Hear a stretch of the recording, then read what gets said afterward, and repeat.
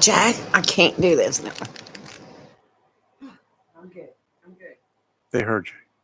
Okay. Yeah, it's that time. Good morning. I'm Rayford Brown. Good morning. I'm Lou Barrows. And I'm Jacques. And this is Jack. Jack's, where'd you find that one? Out there in the yard somewhere coming in this morning? This one's mine. He's a rescue. I've had him for about 5 or 6 years now. Mm-hmm. And today is his vet appointment. So I have to sneak out long enough to drop him off. No, you can do that. No. He's got to have dental and his nails clipped and his blood work done. Oh, yuck. Yeah. Well, I got to do part of that today. Got to have my nails clipped. No, I got to do the dentist thing today. So, Dr. Gentry, I'm coming your way. Ooh. Watch out, Doc. I'm locked and loaded. Jack wants to talk. Yeah. Hey, Jack. How you doing? He's hey, like, Jack. Eh. No, he doesn't want to. He might want to talk, but not to me. So, everything good in your world? Everything's great. It's Wednesday. Yes, it is. It's another glorious spring morning in eastern North Carolina, approaching halfway through the work week as we celebrate Hump Day. Hump Day. You want me to do it again? Hump Day. Explain it. Yeah, go ahead. About the humps. No. You don't want me to talk about all that? There's 2 different camels. Boy, you were paying attention. That's been an entire week. One has one hump and one has 2 humps, and one of them is called something with a D, a Dremel, or I remember. What about the other one? A single hump camel. No, the other one is a double hump camel. Oh, the double hump. Yeah. What is it? What is it called? I'll just give you the doubly letter. Blessed. I'll just give you the letter that it starts with. It's a B. It starts with a B. Remember that? And no, you don't have to just B. You know why? Why? If you lay that down sideways, the B down sideways, it looks like 2 humps on a camel. That makes sense. Okay, so now you can remember it in case you ever get on Jeopardy. Starts with a B. Notable events of this date at the top of the list. Nazi Germany surrendered in 1945 to Allied forces, bringing an end to World War II in Europe.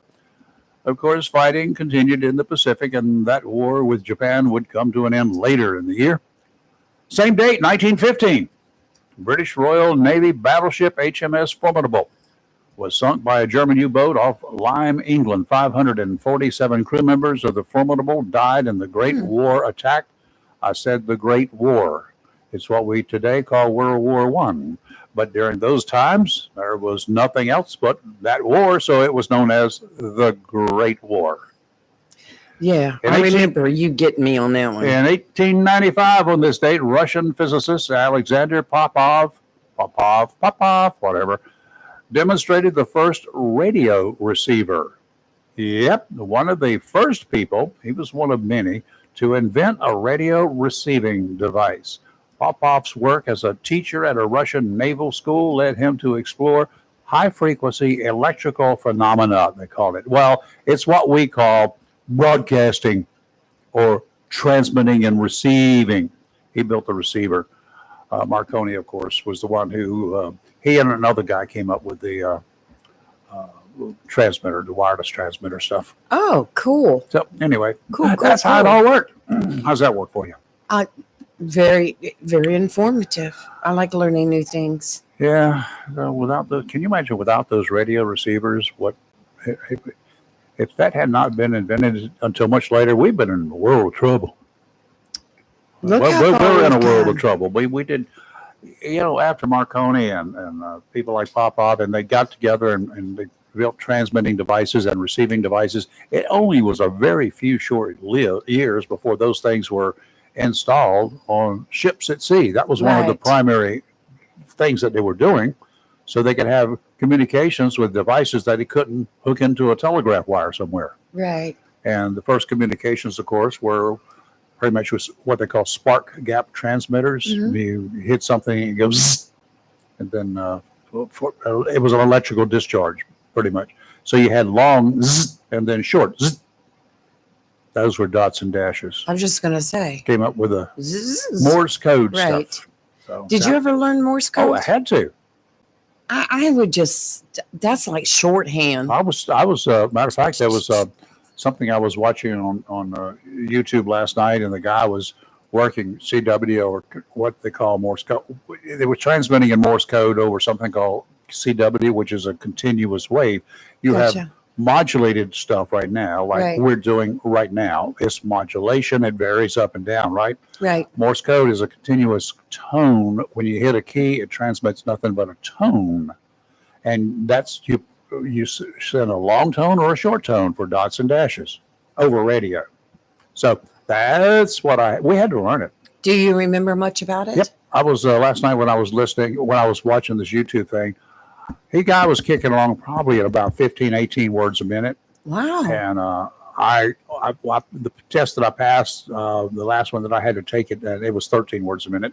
And one word is the equivalent of 5 characters, numbers or punctuation or dit dots. Well, yeah. Dit dots. Dit dot. Dit dots. Dit dot. Yeah, but one word, you had to have 5. That was included 5 characters in that one word. So for 13 words a minute, you had to be able to transmit and receive 65 letters or numbers or a combination thereof per minute. That's more than 1 per second. Did A, Z, da did it B, da did it C, da did it D, and then dit is E. Duh. Duh. Duh. Yeah. So anyway, I haven't used Morse code in years. Wow. And Interesting. years. Interesting. I don't have. When I was first licensed, I had the regular old hand key, right? Right. And that's all I ever used. They got the semi-automatic keys. They got, and you can touch it. Go. You can do really fast transmissions with that. That's fascinating. Know that. Yeah, but to learn that. I could. I want to get a key I just don't have one. Mine was a military key, a World War II version, and I have no idea what happened to it. Huh. So it disappeared. I've looked through all the junk that I left here, and I'm sure it, along with a lot of other stuff that I know was dumped, Right. was either dumped by my dad or dumped by me or mistakenly dumped by me or what. It disappeared. Wow. Yeah. I'm going to get me another one, an older one.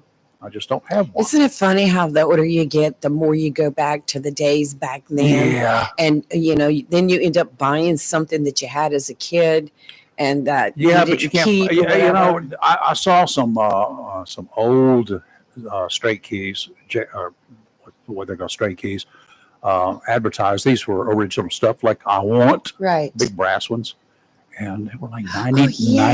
$90 for an old You're used brass talking key. like a key to unlock a door, like the old timey keys like that. Is that what you're talking about? Absolutely not.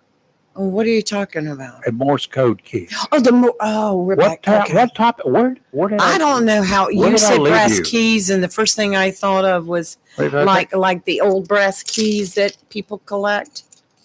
I was talking about a brass key like that, I'd be talking about a jailer's key for the old jail cells. Okay. I have a handcuff key. No. Anyway, I'm going to find one of these days. Mine at went an elsewhere. estate sale or something. I'm sure it'll turn up. Well, I'll be sure to take a look around when I go to some of these old stores. Now, when you do that, make sure it's not some Original, knockoff or right. some cheap. If it says made in where, and definitely if it says China. made in Japan too, because Right. I don't need a Japanese-made World War II key. You understand? Right. If it was definitely made during World War II in that era, I'd take it, but Right. I know what I'm looking for, but anyway, whatever. Okay, let's start with a rather bizarre story. Oh, goody. This one out of Wisconsin. Wisconsin. Cheeseheads. Audrey Backberg. She was 20 years old. She just vanished, dropped off the face of the earth back in 1962. Oh, yes. Disappeared. Yes. It wasn't these days a cold case in police terminology, more of a frigid one. A detective from the Sauk County Sheriff's Office, that's in Wisconsin, pulled her case a couple of months back, probably out of curiosity, if nothing else. Cops are like that. Sometimes they'll go through digging through old files. They'll see something. They say, "Oh, well, this is kind of solvable. Maybe I'll just take a look, see at this." Well, he saw this one, thought it would be very interesting. Not a word, nothing. Not many people looking for her. It wasn't a big deal. She just disappeared. Family, they put the missing persons report out. I did the whole kit and caboodle, and for a while it was not hot news, but she was 20 years old. Her husband was looking for her too. There'd been no information that ever turned up during that entire time since 1962. No one, nowhere ever came forward. Detective Isaac Hansen checked her sister's ancestry DNA results. Why? Because he found her sister's name. So he checked her, and using the results, the detective checked everything he could from death records to census reports. One address he found caught his attention. He contacted the sheriff's office in that county, another county, asked just off the cuff if they could just ride by and check the address, told him what he was looking for. He says, just pop in and see who lives there. Maybe they've got some information about her. Within 10 minutes of that call, he gets a call, not from the sheriff's department. Wow. But a deputy did drop by, and the missing woman called him. Audrey Backberg from 1962, when she was 20 years old, called him. I saw the story, but I didn't read it, so I'm so glad that you... During a 45-minute conversation, she told Hansen that when she was 20 back in 62, she decided to just leave. She added that she has never regretted that decision. Wow. Never made contact with anyone from her past. And kept her name. The detective said he had any details. She shared them with him. Oh, I see. 20 years old in 1962. That puts her at what? 80, blah, blah, blah, whatever now.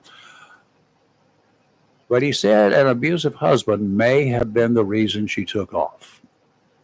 But he would not give any other details, including why she never went back, never reached out, just stayed vanished.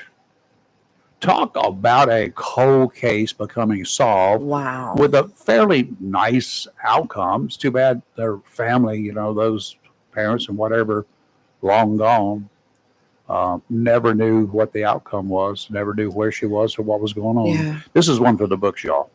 That is one for the books. That's fascinating. You can read between the lines.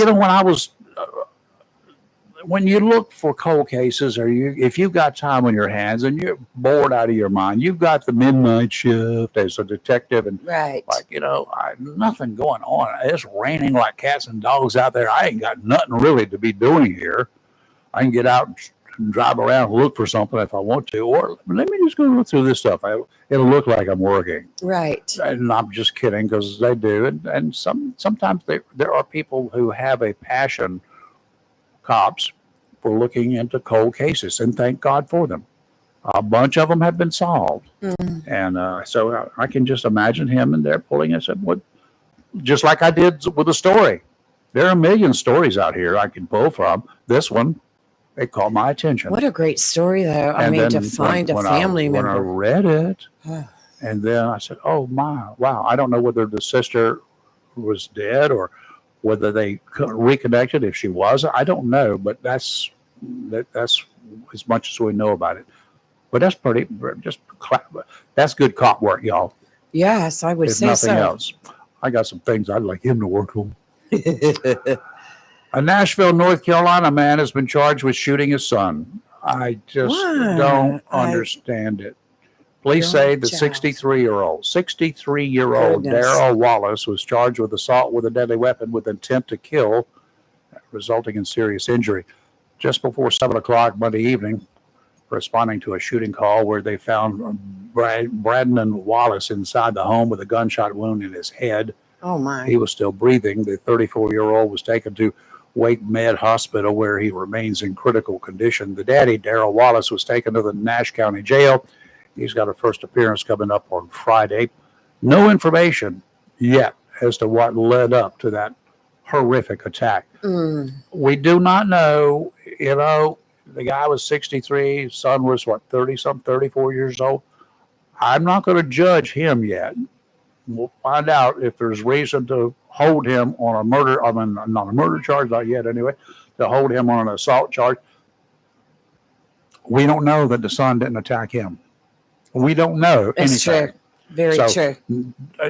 A 63 years old, that might have been the only way he could defend himself, or he could have been plotting this, or he could have been a derelict just out of his mind. The daddy could. I don't know. So no judging, not yet. Right. We're waiting to hear. It's just sad to hear the story, you know. Yeah. Vermont State Police have found the body they believe is that of a missing hiker. Police were conducting a training exercise when they found the body. The search and rescue team was working near Lake Willoughby in the Mount Pisgah area. They selected the area because it's also where 51-year-old Sue Mi Ko disappeared earlier this year. She never returned after setting off for a hike back in January. Wow. I got questions, but the body was located several hundred yards from the Mount Pisgah trailhead. Presumably, they knew she was going somewhere hiking in that neck of the woods. I'm assuming they found evidence to indicate that she had been going there or had been there. Surprising that earlier search efforts completely missed it over the past 4 months. What? Yeah, found just within a few hundred yards of the Lake Mount Pisgah trailhead. There's a trail, Yes. a hiking trail.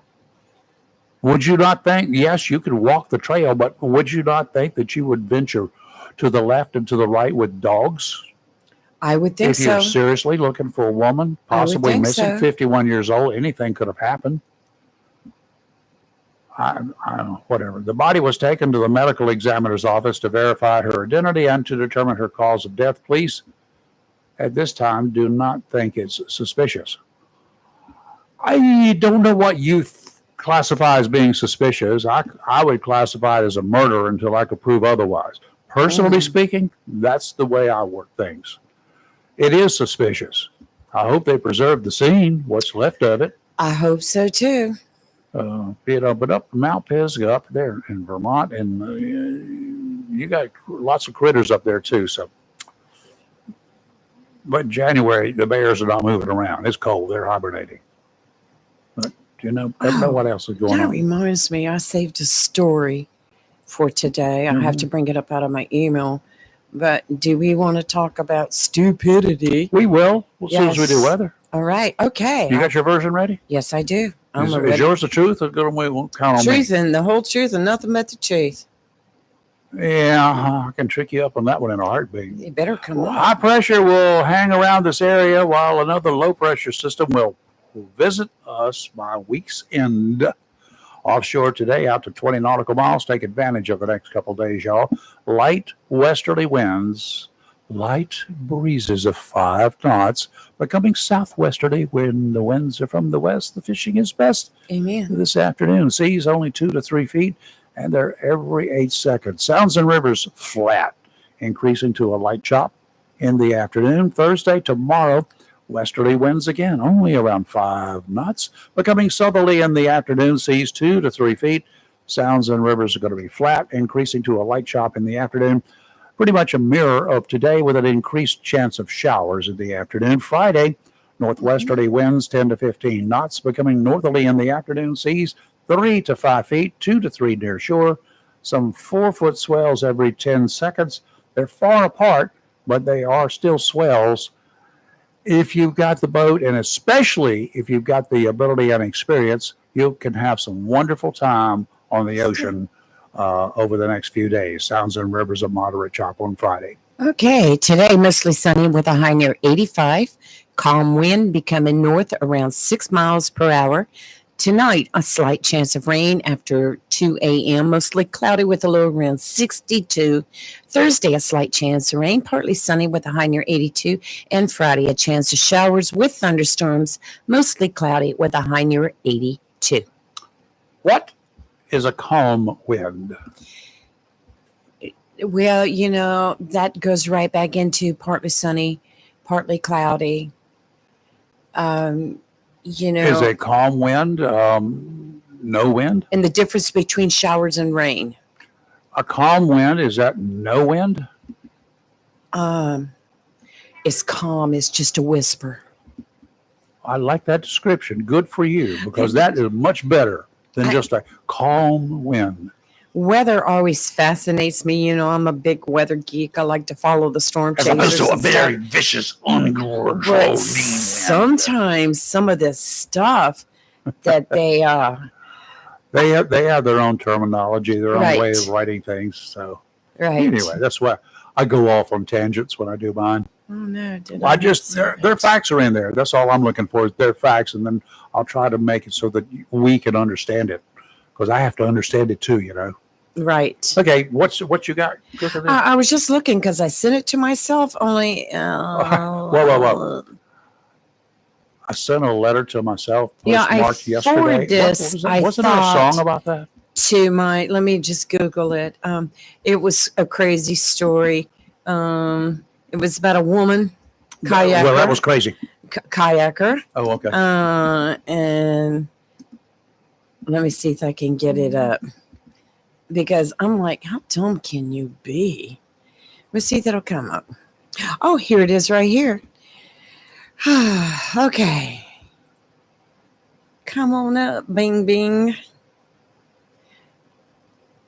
Well, everything seems to be a little slow today. Okay, woman killed in alligator attack while kayaking in Florida. A woman kayaking in Florida, and the page is refreshing right as I start to read it.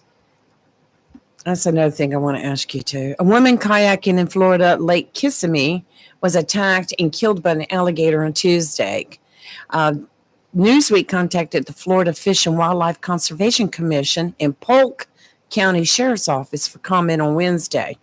The FWC said the incident occurred near the mouth of the Tiger Creek in Polk County around 4 p.m. The agency also reported that all contact was lost with the woman from when she went into the water until her body was discovered nearby. Another person with the deceased woman. Was discovered? Well, that's what I'm wondering too. There's some confusion over whether the dead woman had been in the kayak, which has an enclosed hull, or a canoe, which is an open top. So there's confusion between which one was she in.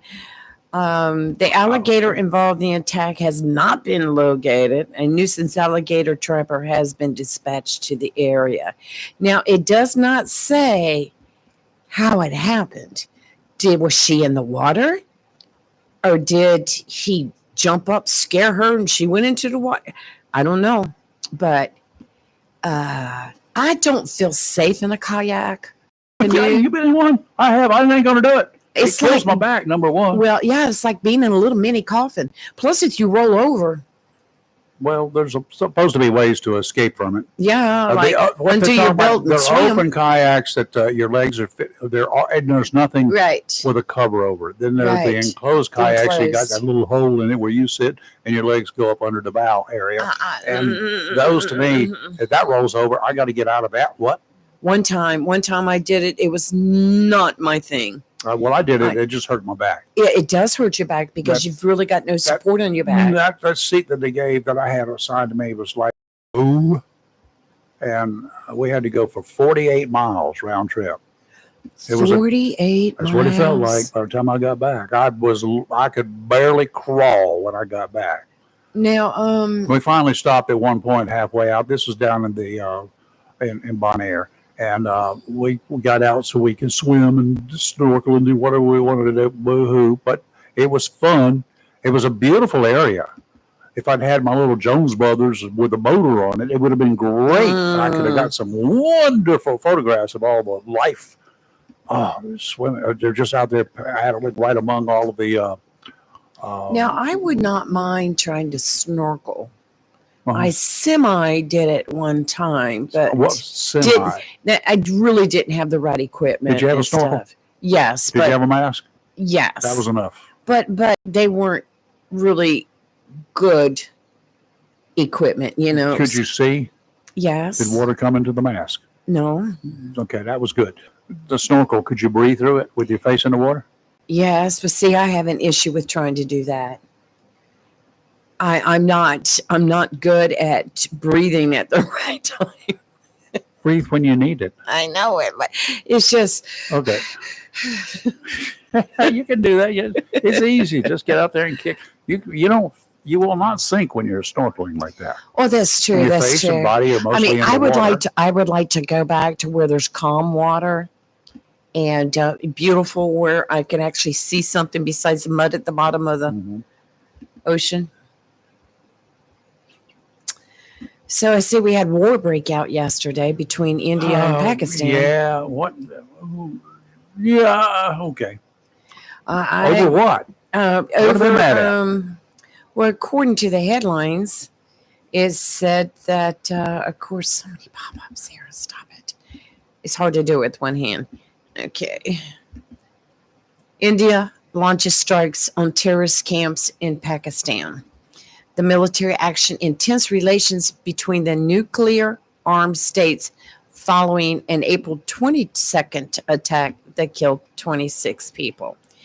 And it says India said that in neighboring Pakistan on Wednesday in two of its occupied areas, killing at least one child and wounding 200 people in what Pakistan has called a blatant act of war. Now, this is just between what's going on in Ukraine and Russia. Now we're adding India and Pakistan to it. And they launched missiles early Wednesday and struck locations in Pakistan administered Kashmir and in the country's eastern Punjab province.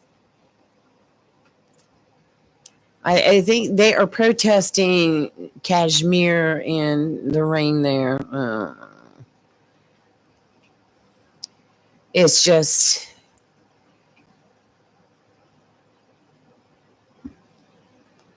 it's just a shame. I know president has been advised on it, and all eyes are on Kashmir, end Indian military occupation of Kashmir, and that's what the big protests have been about.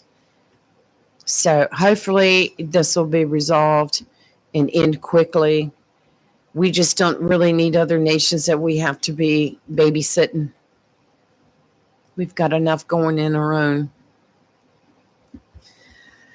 So that's that. I know there's a lot of information just coming out about it. Mhm. So we're just going to have to kind of wait and see what develops through the day. Isn't that right, Jack? I don't know if you remember me talking about a while back about a couple state troopers in Raleigh that were put on administrative leave having to do with a wreck that happened. And anyway, a recently released search warrant says that a North Carolina state trooper lied about trying to pull a man over before he crashed his car into a concrete barrier on October 7th and died. The warrant also indicates that Trooper Garrett Macario's supervisor, Sergeant Matthew Morrison, advised him to lie. Uh-oh. Sergeant Morrison told Trooper Macario that the traffic accident was RPD's problem, which is Raleigh Police Department. So Macario's body camera footage shows that around 2:30 a.m. he attempted to stop Tyrone Mason's Chevrolet Malibu for a traffic violation, but disengaged based on Mason's driving behavior, the warrant says. Mason then hit the barrier and Macario parked his vehicle near the wreck and requested for Raleigh PD and fire. Macario called Morrison and told him about what had happened. Morrison asked if he had called in the vehicle chase, and Macario said nope. Nope, he had not done that.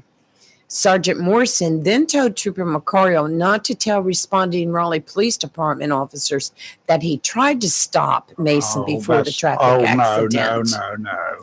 No, sergeant better not be doing that. But I hope that sergeant didn't do it. I hope this trooper's making that up. They took out a warrant to seek access to his iPhone content. Uh-oh. And so that which revealed Macario and Morrison were placed on administrative leave on January 10th. The men are assigned to a district that includes Wake County. The investigation into the officers became public after Wake County Lauren Freeman started dismissing dozens of Macario's pending cases due to concerns about his credibility. Okay, Remember, well, that's what he's we done. talked about before. Once you're done, you're done. She said she started the investigation on December 23rd after she received a phone call from the SBI. Someone had contacted the SBI saying they believed a trooper had provided inaccurate information to the Raleigh police. Freeman said she dismissed about 180 of Macariel's pending cases, most linked to driving while impaired, and 12 of Morrison's cases while investigating their statements about the deadly wreck. Oh, that is Why? that is what they Why? call deadly for a trooper or law enforcement Why? officer. I What would. do you got to gain by it? Why didn't you just say no? I didn't call it in. It happened pretty quickly after I started the chase. Right. It's Said I was reaching for the mic to call it in, well, and then boom, or something. He can tell the truth. It could have just started and.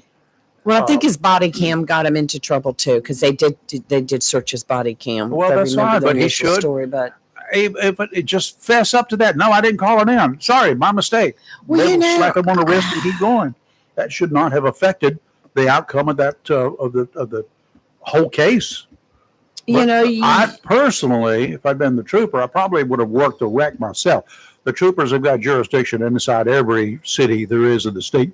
Doesn't matter. And I've always thought that North Carolina Highway Patrolman was of a special kind. They You know what I'm are. saying? Don't blame one or two of these idiots. Well, like that's that. what I was going to say, Don't blame because you get everybody. one bad apple doesn't mean they're all bad. That's Dr. Stein, but it's just sad Well, to see this happen. it's sad, but they'll get over it. I mean, Yeah. they'll find them a job somewhere. Well, maybe washing patrol cars. Walmart. Dr. Rosemary Stein, good morning. How Good are morning, you? Dr. Rose. Well, I'm doing well. I hope you are. Oh, we're doing great here this morning. The weather's gorgeous. Temperatures up a little chilly out here in the woodsy area. It's down in about 58, and the rest of the area is about 62, 61. So it's a nice morning. No clouds. It's that perfect time of year, isn't it? It is, yeah. That's going to change. Don't worry about it. That's right. So That's right. Not to be pessimistic, just to realist. Realistic. Yeah, it's so hot. Yeah, That'll be us that's next okay. month. I don't care about that. I can take off clothes and jump in the water to get cool. That's not a big deal.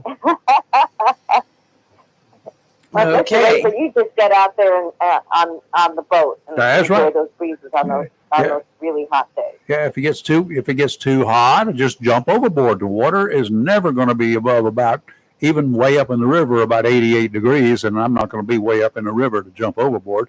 But out around the ocean area, it's going to be maybe in the low 80s. Could get to the mid 80s in late July or August, but that's about it. It's okay. That's still colder than the bath water. Amen. Yes, that's right. What's going on in the world of medicine for little kitties? Well, I have some not so great news to present to the group. We've had several flu Bs in the clinic this week. Really? So, yeah. And I thought with the first one, maybe it was a mistake or just one. But I think we've had close, if not 10, at least close to 10. And, as you know, a lot of parents just keep on sending them to school. Yeah. And they go about their lives. So just because we found 10 doesn't mean that that's all there is in our set of patients.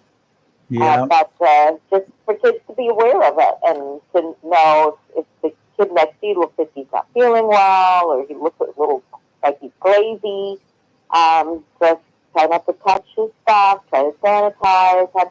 Don't have those little sanitizers, maybe little spray sanitizers so the kids can clean up their little area. So is this fever an initial sign? Yes, it is. Okay. Teachers, my suggestion is if I was a teacher, I'd be popping the thermometer every kid who walked through the door and then call their mom and say, your kid's is quarantined in the nurse's office. It's not necessarily a bad idea when you have like mini epidemics like this. Yeah, absolutely. I'm not sure that you're going to be allowed to do that, but I mean, I think it makes sense. Yeah, it's no contact. What's the problem? You don't have to contact you. It's not a medical procedure. It's just my goodness gracious. Everywhere I went before, they had people at Walmart. That's right. They had thermometers out there. Give me a break. Yes, exactly. Yep. So I don't see anything wrong with that in the middle of epidemic. So if your area has them, I would suggest that the school authorities would consider just having somebody at the doors as they're coming in, or the teachers as they're coming into their first morning classroom, and making sure that your kids do not have a fever. Because sadly enough, many parents ignore it. They know that the kid hasn't been feeling well, but they don't go and take the temperature and investigate whether the kid has a fever or not. I don't want to know about my kid being sick, not yet, because I got things to do today. You know, I've got this club meeting. I've got to go here. I got to go there. I got to go to work. I can't be bothered by a little sick kid. I know. It's a sad situation, but I'm not going to blame you. Isn't that about the real life scenario here? Yeah. Oh, yes. I know. Okay. So what kind of, let's talk about the symptoms and talk about what people can do just in case. Obviously, you want to get the kid checked if they got the symptoms, but then what? Well, I mean, Tamiflu is still out there, and it does lessen the duration of the illness and the severity of it. So that's a good thing for the doctors prescribe. But the other thing is, then to rest, stay home, right? Eat things that are very healthy and restore the body, lots of fluids. Stay away from others. I mean, I think that those things are actually more important than just being treated with the Tamiflu. Yes. We just know it just shortens the duration. But the most important things are to not be in the middle of things. You got to cancel stuff. You might need to change your plans. Yes. And so those are the things that are, the very inconvenient things that are important to do for the health of the family, the child, and of course for people around your child. Would you advise, or obviously I advise, first of all, I like to eat and I like to eat stuff that tastes good. Would you advise chicken noodle soup on occasions like this? Sure. Absolutely. I'm sure the kid's going to eat that better than a lot of other stuff, and it's good for you. Well, just the fluids, the warmth, the comforting. I think that endorphins play a very important part and then, of getting better. And then how about if you got a deck, a porch or something outside, fresh air, sunshine, so you're not contaminating anybody else. You're just out there and you're like, okay, I can at least. I think some air with a good bit of oxygen in it is a wonderful thing. And the sun restores your vitamin D and some of your immunity. All of those things are the things that I tell the children, the parents, that they should do for their children when their children are sick. And they do get better faster. So wow. Kids don't just need medicine. They need the rest of the stuff, which is just as important and more important for them to get better. I was just thinking here, and I was going to be sarcastic and say, now I could be a doctor, but a lot of what you do, a lot of what good doctors do, involves a lot of common sense, doesn't it? Absolutely. It's not coming over to me and saying, give me medicine. It's just, okay, so he's sick, and don't forget these things, and just a reminder. Most of the parents actually could do it for themselves. Lots of parents with a lot of common sense. I don't see them but once a year, and they're getting sick just like any child does. But, they manage it to the best of their ability within their household, and the child gets better. And I think that we need a lot more of that in America today. I agree. And I'm sure a lot of parents, single parents, let's just go there for just a second. They have a problem. It's hard to miss work. Hopefully they've got some kind of a sick leave policy that will include them having to stay home with their kids. But if employers don't offer that, somebody really needs to have a chat with the employers, I think, out there for that purpose. But people abusing it would be a pain, but it is what it is. But it's important. It's really important that parents be involved. If they themselves are in such a position they cannot, maybe there's grandmama. You thought about that one. She might she may live a day away or whatever, but maybe she's been through this with you. Maybe she's willing to come help you out a little bit if you ask. And I think the most important thing in all of that is to have a plan. Your kid's going to get sick. Yes, your kid is going to get sick. Fact. Yeah, it does happen. What are you going to do? What is your plan so that you already have it detailed out for yourself, and you don't panic? And so you have your list of friends, backups, family members. You make sure that you've discussed this with your boss. But don't wait until the last moment, because you might run out of options because you don't have a plan laid out. Yep. You got to have a plan. And, might have a good plan too on hand, because I'm not sure how long this summer flu is going to last, this bout of it with the kids. Mhm. But you might want to have a plan that how do we still have ways to learn remotely at this school, at my kids' school? Maybe I need to have that in the back of my head and set up on a computer just in case, because 2 weeks of missing school could be a problem. Well, and there's so much that you can do virtually that they could send you the study plan. Yep. It should be so easy. So these are things that we should address. If not this year, for the coming school year, before the problem happens, so that we know I can email you, ask for the lessons that would have happened in the next few days, so the kid's caught up. He's not back in school like, I don't know what we just learned. And that's rough. The kid's been sick, and they go back to school, and they've moved on from learning this or that. I think that's a great idea. We need to be able to be flexible, because life is difficult. Yeah, well, plans change. What you do on a daily basis, that can change in the blink of an eye. In the middle of the night, for whatever reason, I used to get sick in the middle of the night before the next morning. So it was rough for my parents. I did not make it easy on them. And I'm not the only one. Why would I not think that? You go to bed and you're feeling okay, and you don't know it, or you're not feeling okay, but you say, Right. okay, I just need to go to take a nap, and I'll be up in the morning. I'll be fine. And then in the middle of the night, you get sick. Oh, yeah. That happens a lot, doesn't it? That's right. Oh. Illnesses always sneak up on you in the night. I don't know why, but when they do happen, it's important for parents not to ignore it, but to face whatever problem it is and have a plan for the next day. Well, I developed a philosophy many years ago, and unfortunately, I still abide by it. I'm not going to get sick except after I go to bed, so I'm just not going to go to sleep at night. I just stay awake. How's that work? Good luck with that. As soon as my head hit that pillow, I'd be out. I can do that any time of the day or night. Back when I was having to take 2 different blood pressures, one in the morning, one in the evening, Yes. That's right after one of those things. They said, then it ended up having to take just one a day. And I said, well, you can take it in the morning. I said, no, I don't want to take it in the morning. Why? I said, I'll take it at nighttime. Why?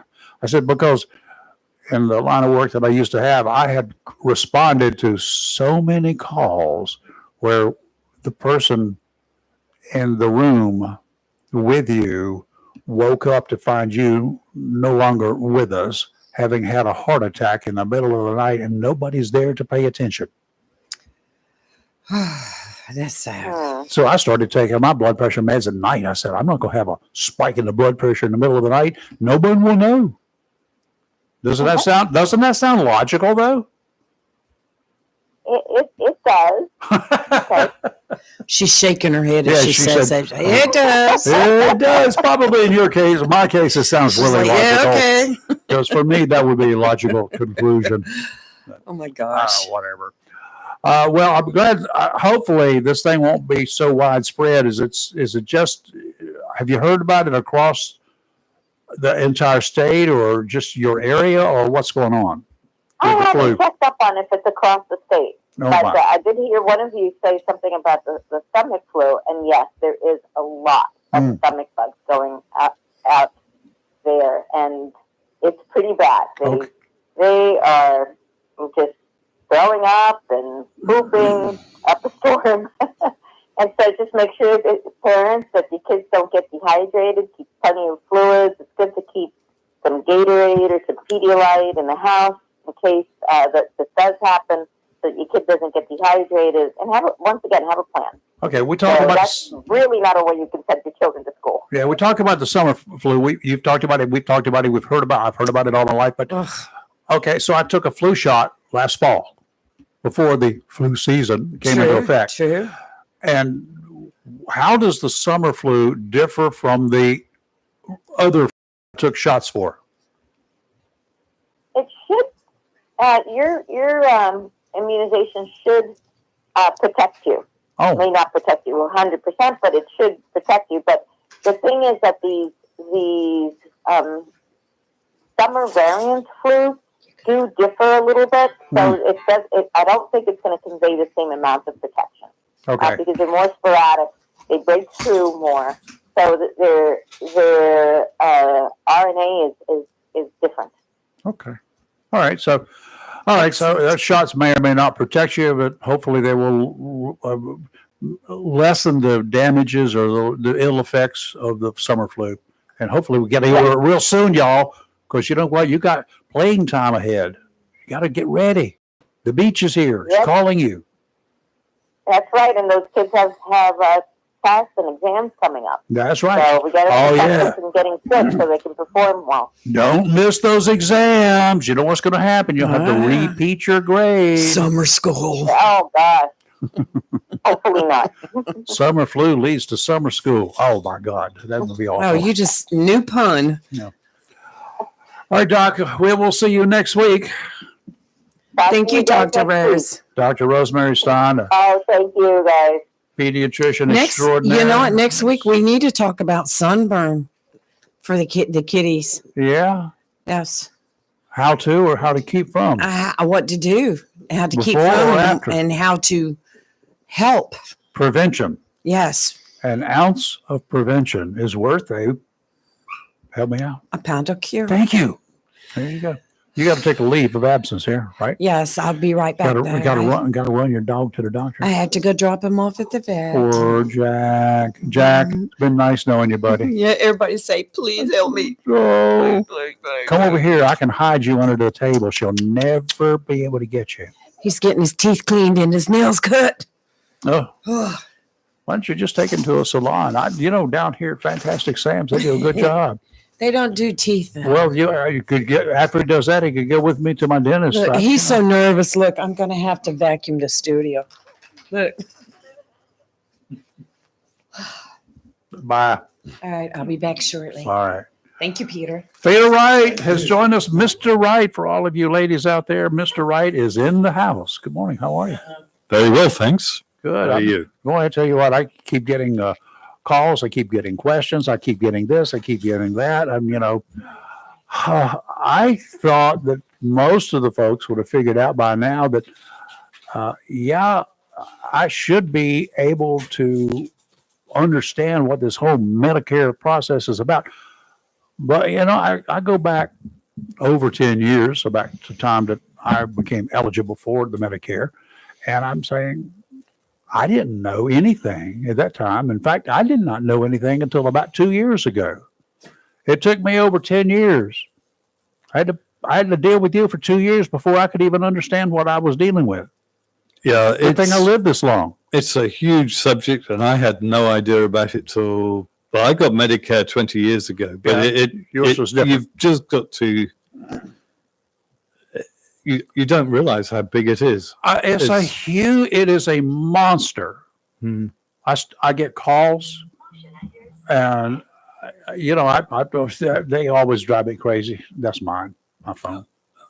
Okay. It lets me know when people come and go outside. So but I'm just amazed that there are as many people out there who are just totally unaware. And I think being of suspicious minds and being of a background that caused me to be suspicious about everything, I think that there are people out there lying in wait with your birthday. They know when you're going to turn 65, and then they're going to call you as soon as you do, and you don't know anything. You don't know your rear end from a hole in the ground at that point in time. You should, but you don't, because we haven't prepared ourselves, have we? Well, it's so complicated. It's hard to it's hard to prepare yourself for it, because I would not have believed it was so complicated. Coming from other countries like England, where you just grow up with one system, and you don't have to do any preparation for it. There's so many options here. Yeah, I mean, you're going to get you. They're going to sign you up for it, because the government, they got your number. Mm-hmm. They know where you are. Mm-hmm. They know when you're going to turn of age. They screwed up with mine by 2 weeks, but They thought they knew when I was going to be 65.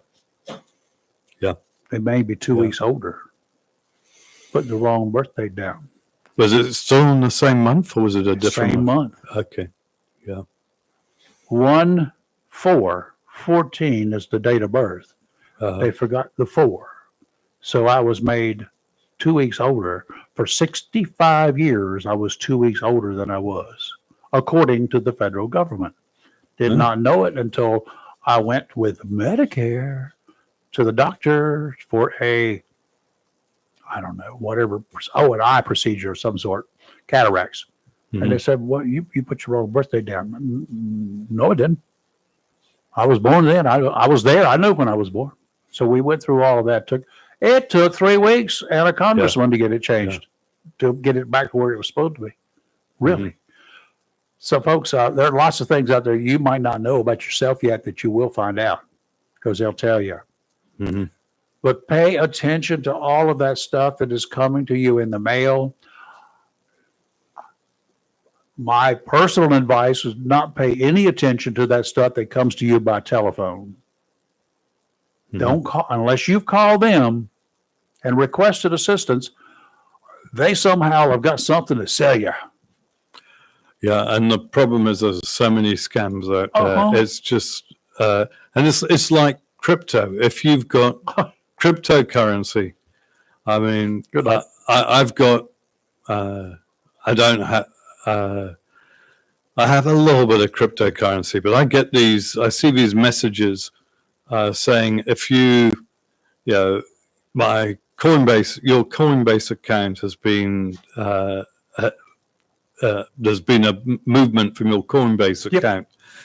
Give us a call immediately, or something like that. Some transaction, has been made. Was this you? Or and I just and it's just making me think. Right, I got to take urgent action because there's a problem, and this and it's a large amount. Do I need to? What is this? Scam. And so, and that's what the two things of a scam are. One, they want you to pay something immediately, and two, there's a sense of urgency. And so, anything that says that, whether it's crypto or whether it's, for Medicare or under 65 health insurance, just don't believe it, because if you don't take action, you're not going to get hurt. If you take action, you're going to get hurt. You're going to get a lot of emails, and they're going to look normal. They're going to have the appearance of being very normal, being from the government or whatever. But if you get these emails and they say you got to do something right now, well, that is a no-no. Mm-hmm. And if someday you just want to see how some of those emails are working. You may get a few, but we'll go into your trash file, the spam folder that you've got, because some of that stuff is automatically by your email carrier provider is going to go into a potential spam folder. Mm-hmm. You can go in there at any time and check it. But when you go in there and check it, don't send it over to the real file, to your real email, because just consider those. Somebody else smarter than you and me have found out that is a spam right up front, because they've seen it across the country with other email subscribers. There may be 1 million people like you getting the same thing. Well, they know that's a spam, so they put it in a spam folder. They didn't remove it from you, but you can go in and look at it anytime you want. If you want to do it just to get an idea of what kind of emails that might be slipping by, you may see the exact same words in an email that actually got by the censors at your provider.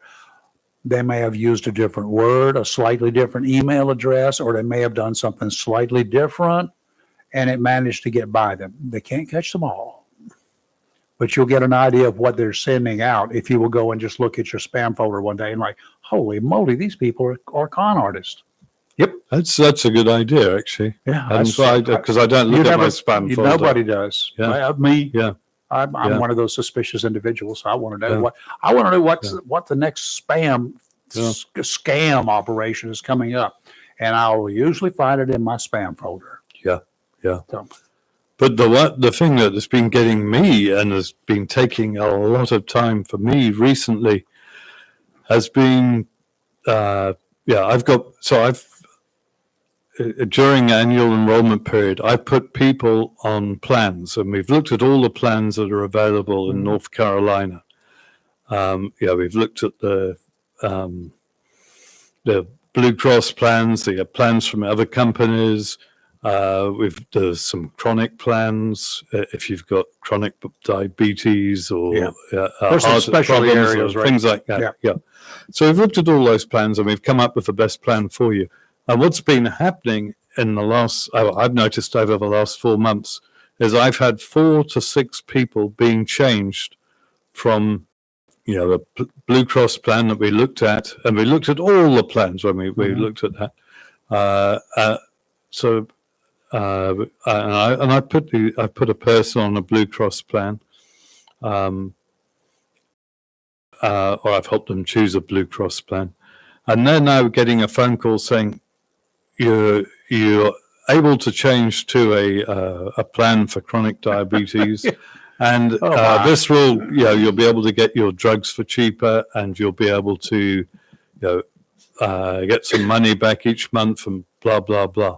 When you actually look at it, the plans have, they're just not as good as the plan that we looked at. Everything else is bad. If it had been good, I would have put you on it. Sure. So, but I'm getting 4 to 6 people changing each month. Really? Yes. Unfortunately, what I started doing back in January was, and I hadn't done it before, I learned how to do it by mistake because none of my colleagues were doing it either.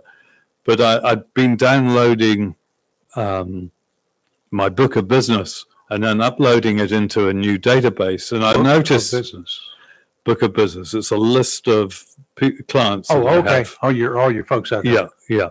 And what it gave me was a date of termination. And if I looked at that 3/4 of the way through the month, it gave me a list of dates when people's plans were terminating. And normally it was in 2,199, the year 2,199. But then I saw some in January, this year. And I thought, well, this is weird. How did that happen? Yeah, so I phoned them up, and the majority of them have been changed to a chronic plan. Then I went through what they've got, and some people didn't know they'd been changed to a chronic plan. Some people said, well, I was told the drugs were cheaper, so then we put the drugs in and redid it, and the drugs weren't cheaper. And then they're losing a lot of the benefits and so on.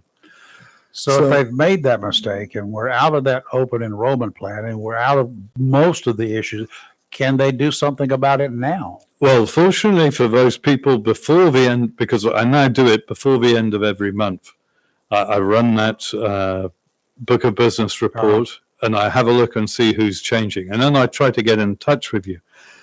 And then we've then got to phone up the company that you've been changed to and get them to cancel the disenrollment.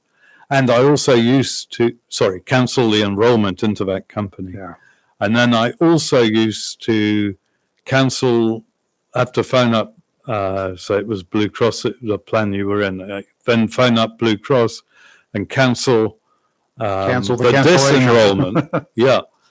Now I've learned that over the last few months, I've learned that you don't actually have to take that step. It will, within 4 days or so, it'll automatically, if we phone up the company that you were being enrolled into and cancel that, it will automatically stop that. Now, that's if I can get hold of you. So I had 4 people this month, this last month, but I got hold of 2 people and I was able to change them. But the other 2 people I wasn't able to get hold of. So after they're no longer my client, I'm not allowed to contact you. Well, certainly by phone I can't contact you. I can still try to do it by email. But if you didn't want it, and 9/10, over 90% of people didn't want to do it or didn't realize what the plan was. They thought it was a good plan. They thought it was better. I mean, I've spoken to one of these companies that has a chronic plan, not in this area because we've got the same problem elsewhere too. And the company that does these chronic plans has said, look, we know these plans aren't as rich in benefits as the other but what you're trying to do is get these people to sign up with you so that then you can then you've got them for the next year. And I just think that's wrong. So I have not sold a chronic plan. I haven't sold a chronic plan I've sold one with a totally different company to somebody who really was in need, and it's a very different company. It operates out of and it is a good chronic plan, and it has a lot of benefits. But most of these plans do not, and they really, you shouldn't be moving people onto them. Here's, if you guys are like all of us in here are, if you've got Peter and he's helped you and he's got you basically on his little list out there, if somebody calls and they say, Lee, she's not here right now, so I can talk about her. Lee, we've got a better plan than the one you're on. And first of all, my first question to them is, well, what do you know? How do you know what kind of plan I'm on? Somehow they do, which I still don't like, but they do. But then I say, and then they will say, well, I got this plan and I got this and this and this, and send it to me in writing. Okay. And then I would call Peter first. My first and only call would be straight to Peter. Peter, here's what these guys are claiming. Yay or nay. And that's pretty much all I ask you. If I even had a thought, I get them all the time, so I don't bother you with them because I just say, no, leave me alone, or block your call, block your stuff.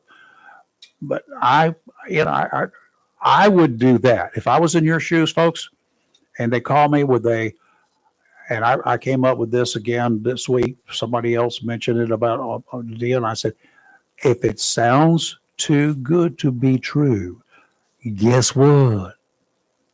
It is too good to be true. 99 times out of 100. It is for insurance or anything else that you deal with. Call and ask questions. If you get a plan that is better than what you think the one you've got is, call Peter. Done. That's the easy way, right? Yeah. Make you work harder, but it'll save you from having to try to fix it later on. Well, it takes about an hour and a half to 2 hours to fix one of those. It really does. What I mean. It's really horrible for both for me and for the client involved, the person involved that's being changed.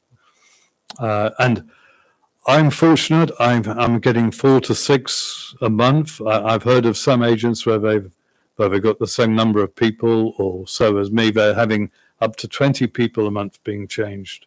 So it's pretty horrible. All right, let's say December is come and gone. March is come and gone.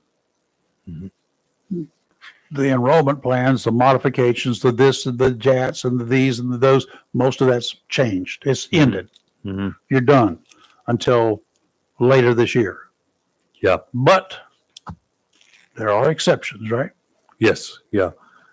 First of all, I know that if I'm going to turn 65 next month, I don't have to worry about waiting until the end of the year or December or whenever to make a change, because I don't have a change to make. I just got to get signed up, right? Yes. Now they're going to sign my butt up. The government's going to sign me up when I do 65, right?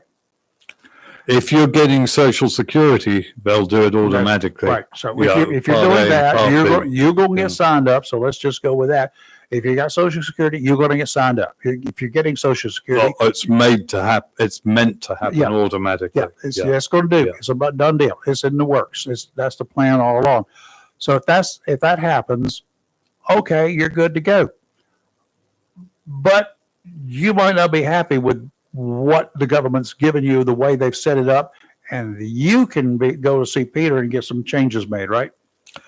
Well, you'll get Medicare Part A and Part B, but you won't get anything else through the government. You might be put onto automatically onto a standalone prescription drug plan, but that would be that's Why would they do that automatically? Because otherwise you'll end up with a late enrollment penalty. So if somebody doesn't take action, because that's what I've seen. I've heard from people, I didn't choose this, and yet they've actually got a late enrollment. You'll be notified about that, right?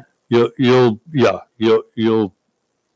that you've got a, or you should know. Some people don't know, but they've got it happened to them. So if you decide to say no at some point in time when you have to, you're going to be fined.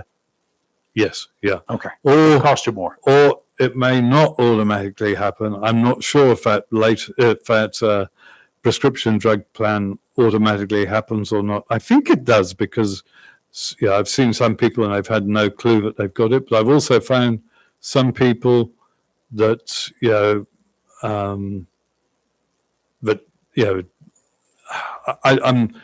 that thought they'd chosen it or thought So I'm not sure if it's automatic or not. Sure. But the main thing is get you got Part A and Part B if you're getting Social Security already, and take you've still got to take some further action.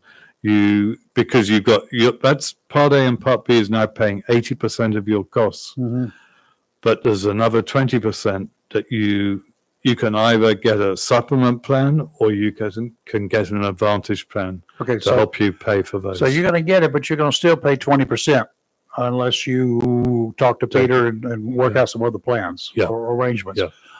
And I found that very, since I've been on this new plan, I always had to pay a copay every time I went for my prescriptions, a bunch of them every 90 days.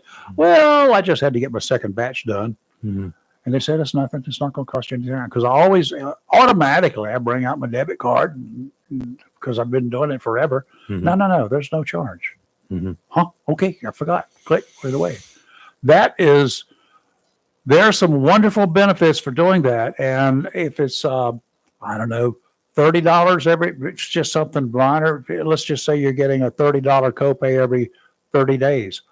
4 times 30 days, 4 times $30. It's $120. Can you use $120 at the end of the year? Yep, I can. Mm-hmm. Always. I'll find something to do with it. Mm-hmm. I can almost buy a couple of Happy Meals. But no, you got to deal with it. If nothing else, treat yourself to if you take the right action, you can do things like that. So regardless of if you've got something new or something that's going on, I would strongly suggest you contact Peter. First of all, it doesn't cost you anything. Second of all, he is well experienced, not only with Blue Cross Blue Shield, but other plans as well. He can speak on the air here about Blue Cross Blue Shield, but he's got other options for you. There are lots of them out there. Yeah. Now, this outside enrollment period, the OEP, open enrollment, help people who qualify for Medicare because of special circumstances. I see one of those special circumstances is losing LIS. What is LIS? That's a low income subsidy or extra help. If you gain or you lose that, you've got a 2-month period you've got a period where you can you can change your plan because you may no longer be in the right plan based on the fact that you've lost that extra help. You're able to see which plan has the cheapest drug costs. So if you now have it and you're going to lose it, you really need to see Peter about what the changes are going to be, right? Yeah. Now, if you don't have it and you should suddenly get it, there may be a better plan for you that works along those lines with that subsidy. Yes. Okay. Yeah. And that is the same also if you're gaining or losing Medicaid, and the various levels of Medicaid. If your level of Medicaid changes, then you get a special enrollment period for that as well. A lot of people these days are working, they can do so beyond age 65 when they're eligible for Social Security to get Social Security benefits. They continue working and they opt not to get those benefits at that point in time. So they're not necessarily going, well, they will not automatically be enrolled in Medicare, right? Yeah. If they opt Yeah, not if they continue to work, but they'll probably get the Part A, which costs you nothing if you've paid taxes for 10 years plus, or your spouse has. So you would get that anyway. You Part get A. Part A, Right. but the Part B you don't automatically get unless you've got Social Security. Because they're assuming you're working, so you won't get your Part B until you actually decide to retire and give up your health insurance. Now, suppose you don't have health insurance where you work. Then you will want to get Part B immediately, So go ahead and sign because up. Otherwise you'll be, and I have come Even if you're working. even if you're working, but if you've got no insurance, you'll want to start paying for the Part B. Now, Because are there I have some companies- people that haven't done that, and they're having to pay somewhere. The husband is having to pay somewhere like $350 Really? every month because he is a late enrollment penalty for not having Part B for I think 11 years or so. It's a lot. Okay. So Yeah. if I do not sign up for Part B when I turn 65 because I'm still working, Yeah. are they still going to, when I get ready to fully retire or quit working, are they still going to go back and have me this late penalty fee? No, because as long as you've got what is called credible insurance. Okay, good. Um, Scared me for a minute, for not me, Yeah. but for other people. yeah. So good. So, Got that. but you may have to prove that you had that Sure, credible well, insurance. that should be fairly easy to do. Here's a card. It should be, but if you're asked to do it immediately, because the first 2 months that you are being asked for it will be handled by the company that you sign up with. Say you've signed up with Blue Cross, Sure. they'll help you They'll take prove care for that you. 2 Got it. months that you had. If you leave it up for those first 2 months and don't take action, and then you get charged this late enrollment penalty, then it's up to you to deal with the government organization yourself, and it can take 4 or 5 months to How sort does that a out. company, how do the feds know, they know that, okay, I'm turning 65 right now. I'm going to continue working. How do they know I'm going to continue working so that I'm opting out of Part B? I think the way they've done it is if you don't get Social Security, they're assuming that you're still continuing to work. Because most people, when they turn 60, well, not when they turn 65, because it is actually 67 or so now when you get Social Security. So what I tell everybody is when you're turning 65 is phone up Social Security, not Medicare, and tell them what you want to do. Yeah, go ahead and plan to take a day and do about that. your Medicare. No, you can. Well, it might take that long now. It used not to get them on the phone and find somebody.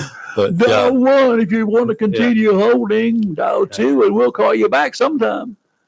Yeah. One of the worst phone calls I ever did was to phone one of the American embassies or consulates or whatever from South Africa when I was trying to emigrate here, and I was trying to phone.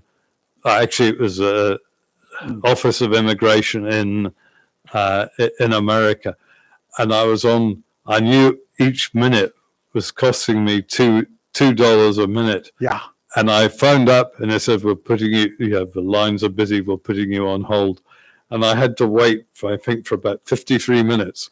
Knowing that my money was ticking away. And when you're phoning from overseas, those dollars are expensive.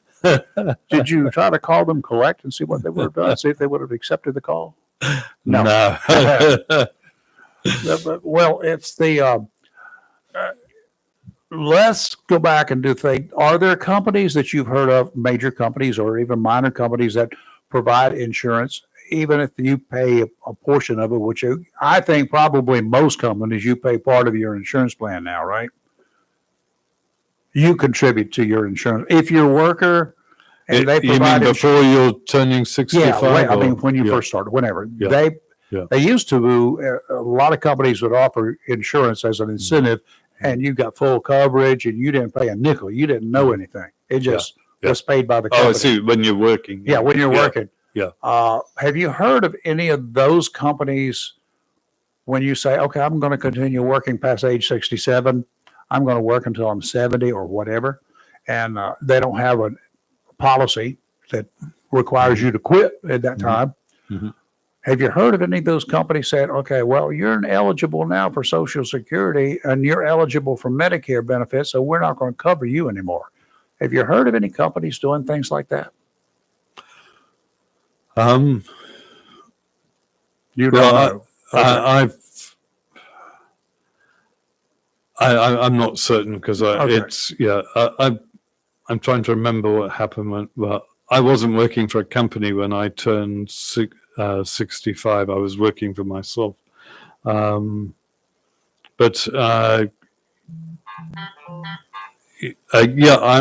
I've come across people where the plans are so much better. Getting your own Medicare Advantage plan than keeping the insurance that you can get from a company. But people have decided, it costs less to have the Medicare Advantage plan. That they've gone for the Medicare Advantage plan. So that basically covers your answers your question. Yes. Yeah. And Lee has made it back. She's without dog. Dog did not jump and run, I guess, right? No, everything's good, but I stopped and got on my Happy Meal with all that money I'm saving on my health insurance. Get yourself a Happy Meal. Or No, I got him one. You got Jack a Happy Meal? Just kidding. Oh. On the way back. Oh. I heard what you said about saving money. You might be able to buy a Happy Meal with it. Yeah. I was wondering how you'd known what we'd been saying. I should have. Yeah.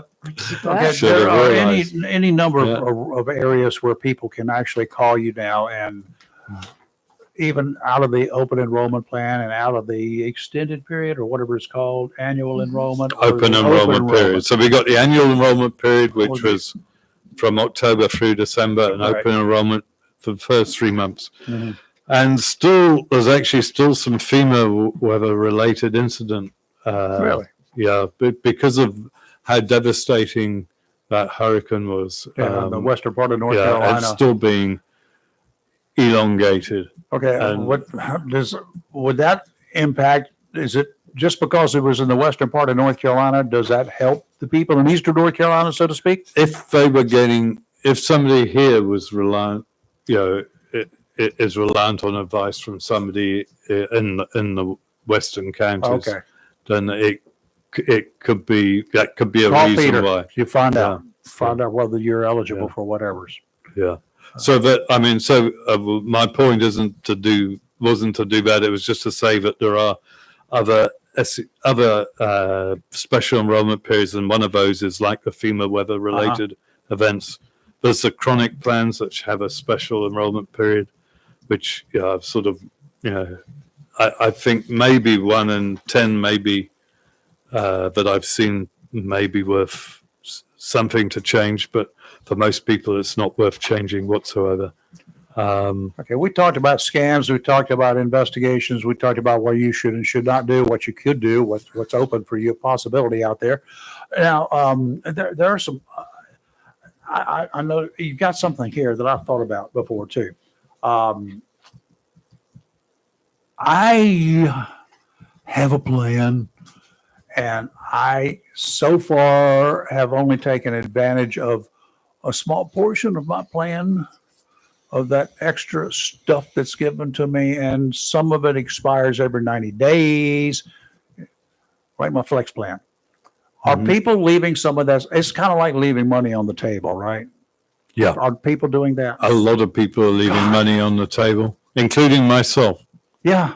I just, it's not right there in front and center. You'd think for me it would be, it but should be. I have a lot of other what I consider urgent tasks to do, and I tend to, I just don't take it. I didn't use my over the counter the first 3 months. Uh-huh. Yeah, I said to my wife, "Use my card, please."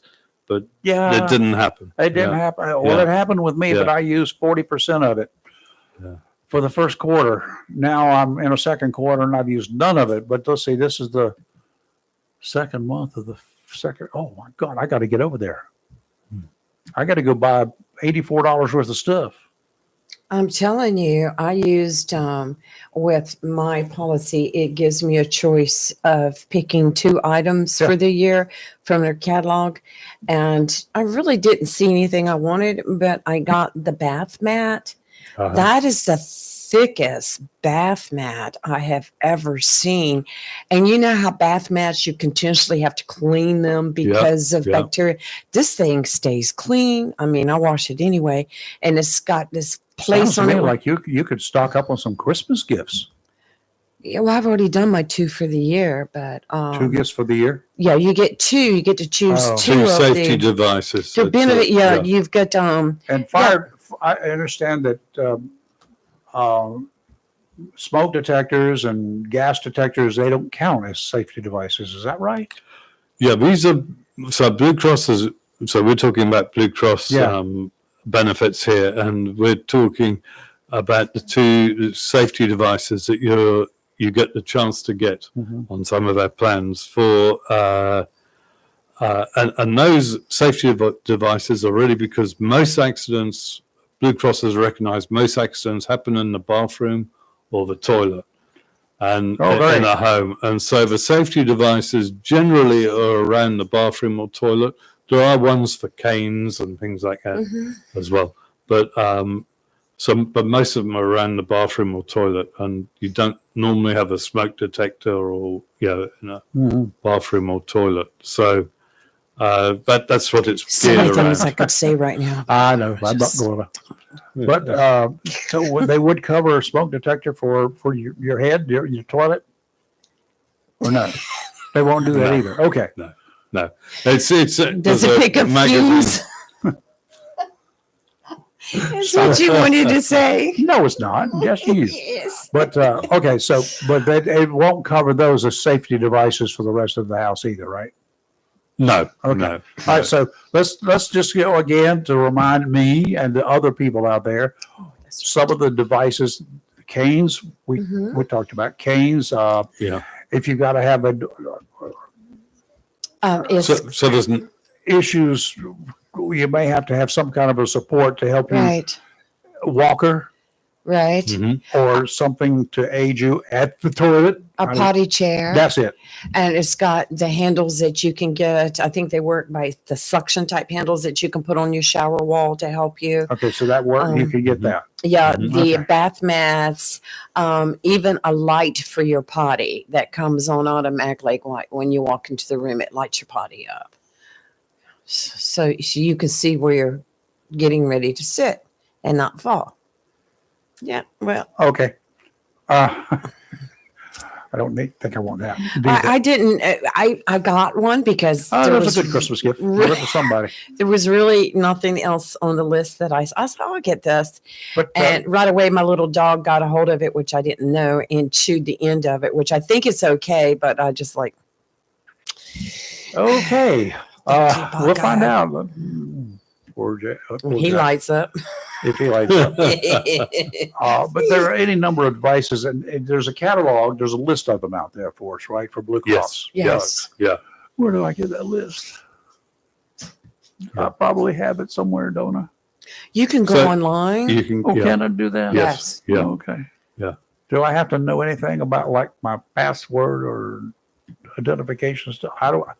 Y'all can explain it to me later. Lee knows. She can do it for me, or tell me how to do it. Yes. I mean, I just like, I have 2 insurances, one Blue Cross Federal and then Blue Cross State / Medicare. And Just to do the one that applies to me. They made it so easy to go online, register. Your catalog is right there. Everything is so easy. I still have to go online and put in the medical appointment I had last month. It was for a physical, because once I put that in, I get paid for that. Really? And they load it onto my debit card that they send me. Oh, I got one of those coming up. Yes, The 28th. I need to So do that. I have several. Okay. So you'll make $50. Yes. From that. Really? Yeah. Yes. Oh boy. Well, mine is a accumulation. I think it was $20 for that, and then I still have to go get my yearly female chest X-ray. I'm trying to be you know what, ladies. Anyway, and so that's another 20, and then there's different things. If you go to them 8 times, that's $10. So they have it all sorted out. Yeah. Yes. Yeah. Okay. Yeah. What else? You're not you're not at Walmart right now. You'll be back there for annual in stuff in October. October. Yeah. Okay. Yeah. So when all that Yeah. open enrollment Yeah. stuff or whatever you call it, that plan at that time starts. So other benefits, you Yeah. can have someone come to the house to help with cleaning or food preparation. Even if I don't need it, even if you don't need it. I mean, even if you're not ill, let's put it that way. can they wash my Jeep while they're here? If I don't have them cooked, that doesn't count. That one doesn't. I don't think that one would count. It would depend on the person that you've got. Yeah. Well, probably, it would but- make it more sanitary, and I'd be less likely to catch a disease if they cleaned it up for me, right? We could argue that. Yeah. That's a good argument. If you think about it, my truck is nasty. It makes me sick to get in it. I need it cleaned. Not to make light of it, but Yeah. there are benefits out there for folks on these plans, and you need to know what they are. Yes. If you've got a plan and you're just not sure, I know I talked about it 6-8 months ago with Peter when we went through all of it before I changed over. And exactly what it was then, but you know, the older you get, the less your memory works. Can I get a new computer with a better memory out of this plan? I guess not. No. Well, we had some plans, 2 years ago when my wife got a watch and Rolex, a bicycle from it. Was it a So Rolex watch? It was this one. Not She a didn't Rolex. like it, so I ended Oh, up. you with ended up with her watch. I like it. Okay. That looks like more of a female watch. Does it? Nice try. It looks very big to me. No, I like it. I need the big one. I too. So, all right. All right, Peter. Well, that's good. We will see you again in June, right? Yes, that's right. Excellent. Yeah. I'm looking forward to it. Looking forward to And it. folks, whenever you have some questions about this, make a note of them. Write them down so that when he's here, you can call. I've been expecting people to call all morning long because I've got questions. If I've got questions, I would hope that you had questions. And I hope. Well, I that tell everybody- you, Can we give my phone number out? We're going to. Yeah. But So, you know, you can call Okay. Peter. You can Mhm. call Peter anytime you want to. I The think number Peter's is- done such a great job at educating all of us. I don't think I have any questions left. I always but- have questions. There's always something new coming up, so always look forward to hearing what you've got to say. 252-675-4488. That's right. Perfect. 252-675-4488. Yeah. That's And the number email? you can get me at. And that's peter@foxfoxplans.com. You almost said Fox News, didn't I you? did. We do that now. You've got us doing that. Peter at foxplans.com. And do you know whenever we have to give an address in Boulevard as part of the address, we have to say We Boulevard. always say Boulevard now. Yeah, We got you've that got down. us. We're good. You've got us well Okay. trained. Yeah, so we got the Western Boulevard. I'll be on I'll be on another street here shortly. I don't think it'll be a boulevard, just Western. We need to talk about the other street too after Peter Lee's Commerce Road. Did you get a ticket? No, I didn't get a ticket because I know better. But the same van that got a ticket last week was getting it again today. Really? Yeah, I somebody want to does. see. Or for, Yeah, same Yes. place. Do you know, 25 miles, come on, 35 would be good. No, 25 is ridiculous. 35. They're going to run 45. You I got it? don't. Before they get a ticket, they Well, will they'll run get a 45. Well, So- that is just slow. Give them an inch, they'll take a mile. All right, Peter. Thank you. Thank you. Thank for you. As always, Yeah. we appreciate it, and it's good information for us. And, Yes. you know, even if we just get it ourselves, it's where it's going to be. Hopefully, I'll ask questions if it impacts me. If I have questions about it, I hope that y'all have the same questions. Mhm. and Mhm. maybe you'll get, some Mhm. some benefit out of this.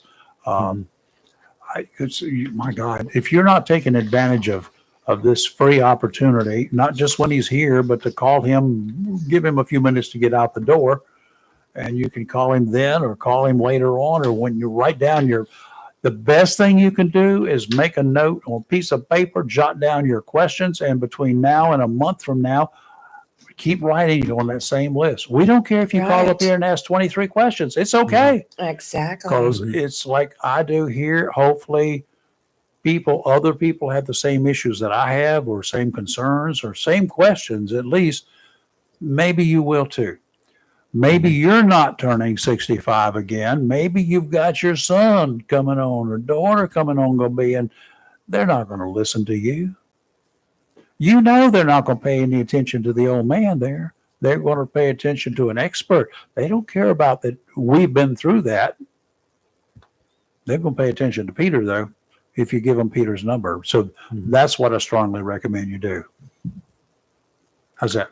Well, thank you. Okay. Thank you. Thank you, Peter, as always. You do Okay. such a fabulous job keeping us educated. It's a wonderful, you're a wonderful resource for us.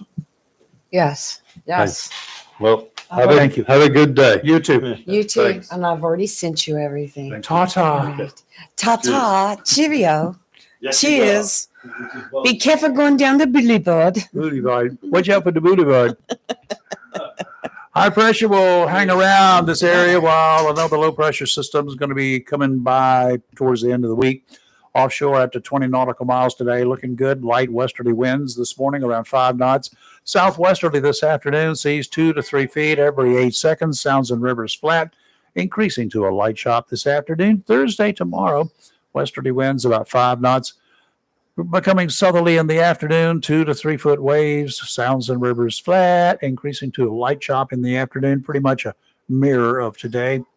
We'll have an increased chance of showers offshore tomorrow. Friday, northwesterly winds 10 to 15 as we move towards the weekend, becoming northerly in the afternoon, seas 3 to 5, 2 to 3 near shore, some 4-foot swells every 10 seconds on Friday. They're going to be a little bit larger, but at least far apart. Sounds and rivers a moderate chop. Okay, today a beautiful, mostly sunny day with a high near 85. Calm winds becoming north around 6 miles per hour. Tonight, a slight chance of rain after 2 a.m., mostly cloudy with a low of 62. Thursday, a slight chance of rain, partly sunny with a high near 82. And Friday, a chance of showers and thunderstorms, mostly cloudy with a high near 82. It's the 7th day of the month of May, and that's a very Yes. important date. Why? It's supposed to be the day that you will need a real ID, such as an approved state driver's license, a passport, a military ID card, or a couple of other types of ID to be able to board an airliner in the United States and fly. After all of the hoopla of the past couple of months, the panic that was experienced by thousands of people, the grief that people who could not get appointments to renew their expiring driver's licenses because of the panic among flying passengers, well, it's okay. Yes, okay now. At least for now. That's coming from the head of Homeland Security. Don't be late getting to the airport, though, because if you don't have the proper identification, like the real ID, Right. you will be subjected to additional checks. Correct. Oh, goody. Wear clean underwear. My question remains, if you knew for the past 2 or 3 years that you were going to need this ID by today, why did you wait until the last minute to try to get one? That's I'm right. not talking about the folks out there whose normal driver's licenses expire on their birthday.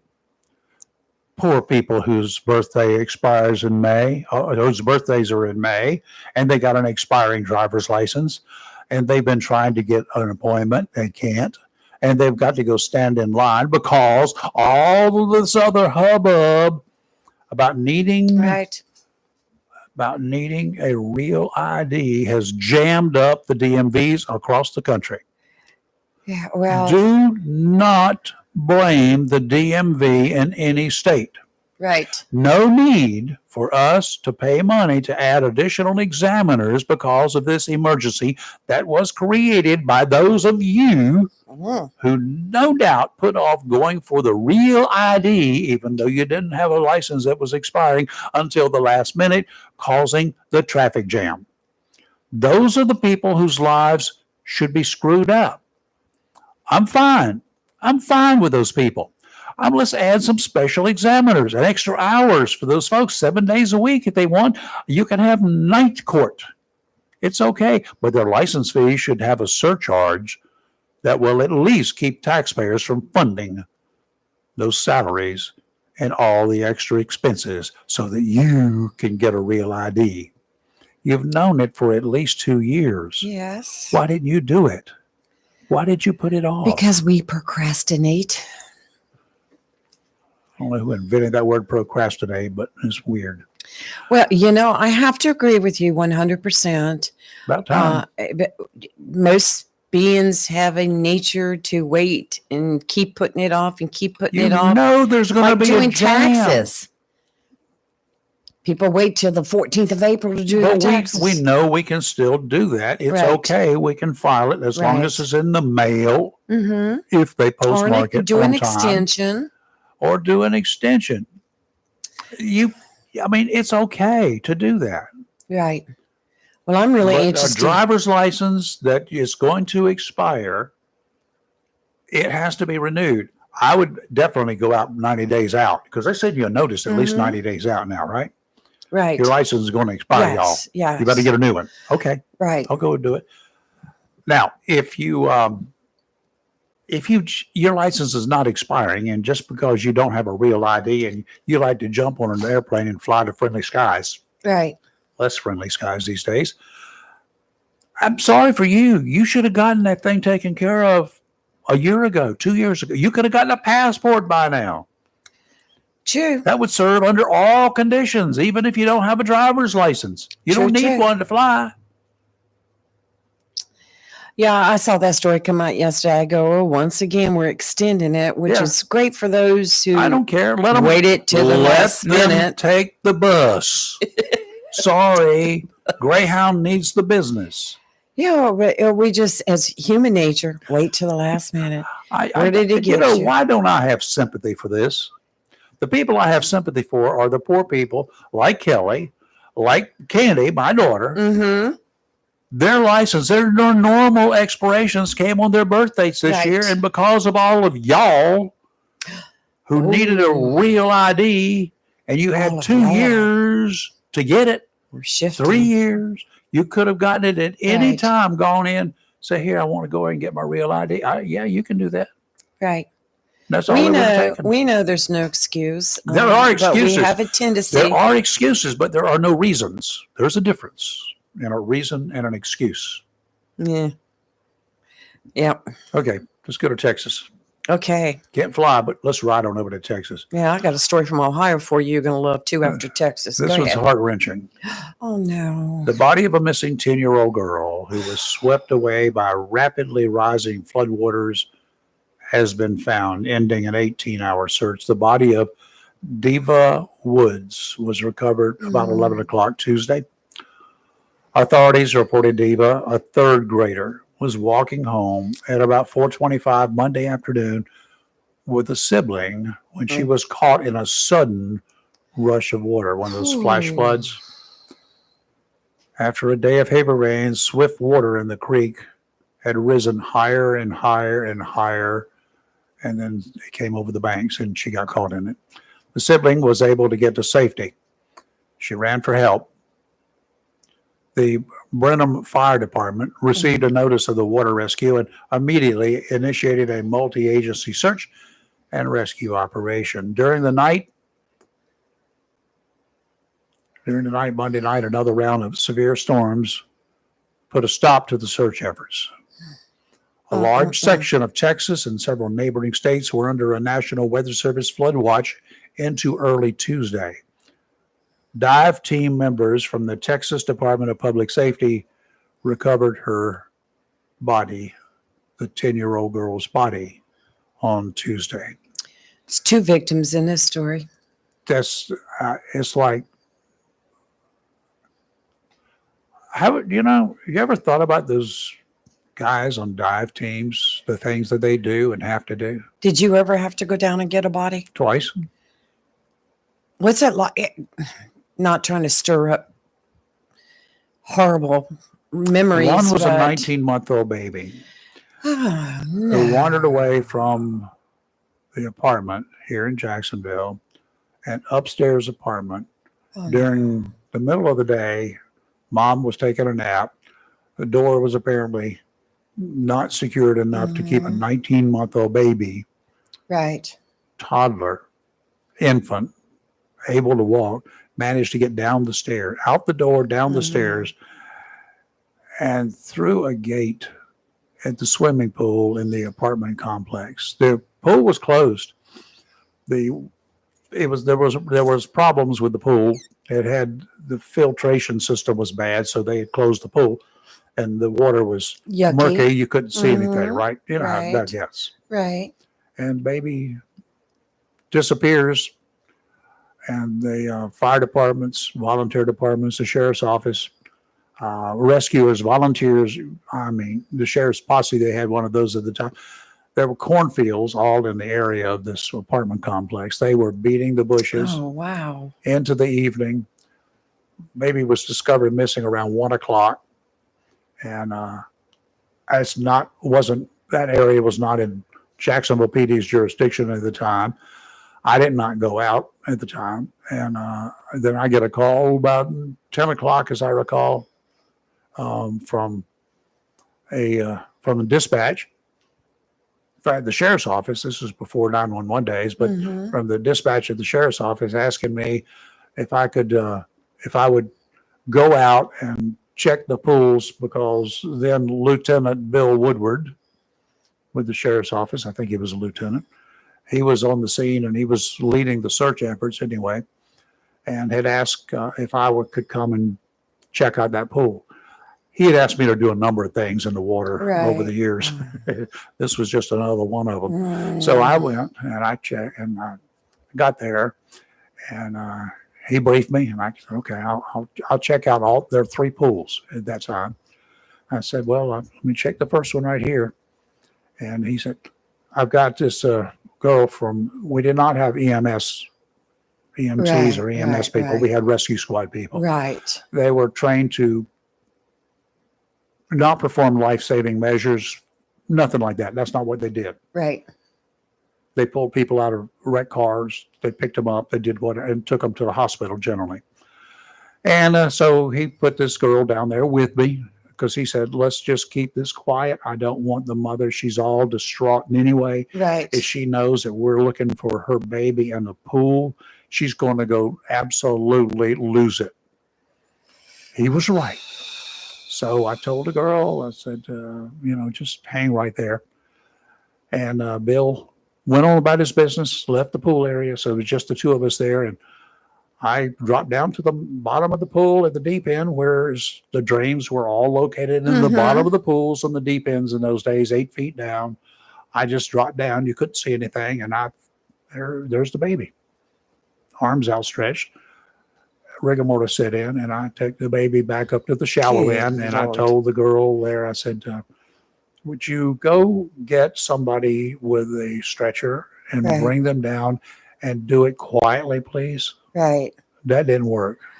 Oh, no. She called you got the baby. I said, I've got the baby right here. And she called and screamed across the entire complex. Could have been heard down in Wilmington, I think. We found him. He's in the pool. Well, the first person through the gate was Mama. Of course. I would have got up and slapped that one. It was disheartening. It was bad. It was traumatic. I didn't like that. I didn't want to do that, but I did it. It's part of the job, I guess. But right. So I did it. And the other one was Hashmark Johnson's widow. About 4 or 5 months after he passed away, I think it was late summer, he died of a heart attack at a speaking engagement. And then she was on her way eastbound on 24 and got to the bridge area. And she got in the median. No trees in the median at that time, and she went full bore with her Fleetwood Cadillac Gosh. at the end of the median and went airborne for probably 20 feet or so, 25 feet, 50 feet, I don't know, some distance. And car went down. Of course, a million people saw it, part of it, and they all started stopping. I get a call from the highway patrol, from the police dispatcher, PD. And then he said, highway patrol would like you and your dive gear to go to the Northeast Creek Bridge. The car's in the water, and they think the woman was alive when it went down. They think she was waving out the window. Oh, no. Around. So that was in late November, early December. It was after Thanksgiving anyway. And I grabbed a tank, grabbed my gear, threw it in the back of my Rambler station wagon. I had one. A Rambler. Yeah, and I headed down there, got in the median. I could not get down to the scene because the median was full. The lanes were full. And I got down there. I'm changing clothes in the median, carrying all the gear. And I get down there and said, somebody talk to me. Went down right over there. There's a wrecker overhead, two wreckers on scene. People hollering and people up on the bridge saying, went down right over here, right over here. So I swim out there and I'm trying to listen. Yeah, right there, right there, right there. So I dropped down, zero visibility, 15, 18 feet of water. It's mud and it's silt. You can't see anything. You couldn't see it with a landing light on an airplane. So I got down, couldn't find a car. Get back up. I said, okay, now one person who actually saw this car in the water, direct me to it. And they did. I mean, I hollered it. I told everybody to shut up in apparently unfriendly, unprofessional ways. Well, that's just fine. You're the one in the water. It was cold too. But one guy stepped over there. Yes. And he got very vocal and he told people to shut up. And he said, it is right there. He pointed. He said, I'll direct you. And he did. He directed me to it. Went right straight down. There's the car. Wow. Okay. Oh, man. So I got Mrs. Johnson and the car. Got the car up first, then took her out. So yes, it's you feel for those dive team members who had to find the body of this 10-year-old girl. Those things are just. I mean, I've been at several motor vehicle incidents where somebody has died, and I've helped with that.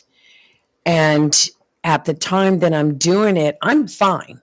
I am fine. It's just life and death, and everything is going to be okay. Right.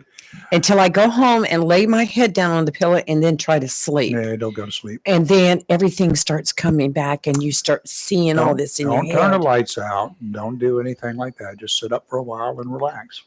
And if you got a doggy, which I didn't have in those days, get hold of that doggy.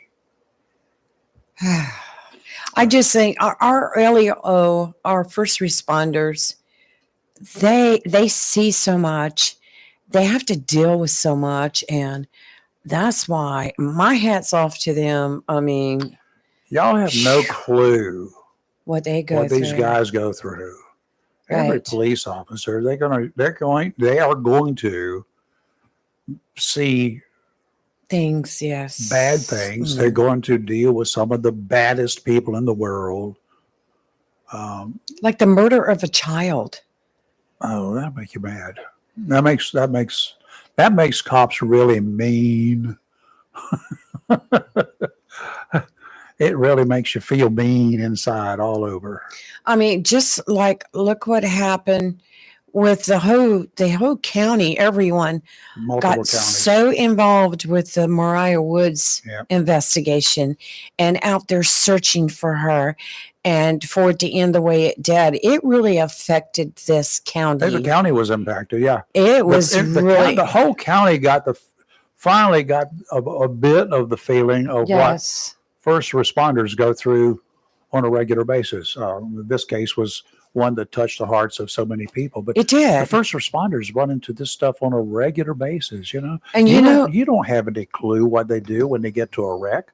You don't know that when they're getting in there, they're hoping for a pulse, they're doing whatever Oh my God. Every single time to this day, when I go 17 South and I cross over the Southwest Creek Bridge, I think is what it's called, right there near South Creek and Mallard Creek, I always think of that baby. Yeah. Always. For you scanner freaks out there, Oh, you talking about Greenville? law enforcement agencies across the nation, many of them are switching their radio systems again. Again. They're doing it to keep people from eavesdropping on police communications. Oh, the latest come on. one that I know of is in Greenville. We want to know. Well, I don't care if you want to know. Is it your right? Is it trying to close down? Oh, Not don't being start me. I transparent? pay taxes. You want to be, yeah. You sovereign citizen, you. I pay taxes. During the night, another round of severe. Oh, well, that's a different one. Okay. They're switching these radio systems. They're going to what they call encrypted systems. Yeah, it's understandable. You guys who've darn been it. in the business, like law enforcement way back when, federal or military, special Right. units, we call it scrambled. Right. It's because they put out stuff and they mess up the audio, and you can't understand it without something to de-scramble it. Back in the day, you could spend $50 to pick up a scanner way back when. A scanner that was no doubt entertaining, especially in Jacksonville on pay weekends. That involved a full moon. Yes, folks, that is not an old wives' tale. Weird crap goes down when the moon is full on a Friday or Saturday night. And if it happens to be a pay weekend in Jacksonville, oh, God help us. Police have tried a number of systems over the years to discourage the public and probably the media, where the police and reporters went head to head all too often, from listening to their calls. I've worked both sides of that fence. As a cop, believe it or not, we got lots of tips from the public, even from the media, who heard an emergency call about a crime going down, okay? Calls about a car, a description, or other details would come to the dispatcher, and quite often those tips panned out. Yes, from people, normal people. There are not enough cops to be everywhere. You know that? True. If they were that, True. the reason I have a gun is because a cop is too heavy to carry around. Along came citizen journalists over the years, untrained, inexperienced, unprofessional, thrill seekers, much like what we used to call ambulance chasers, came on the scene.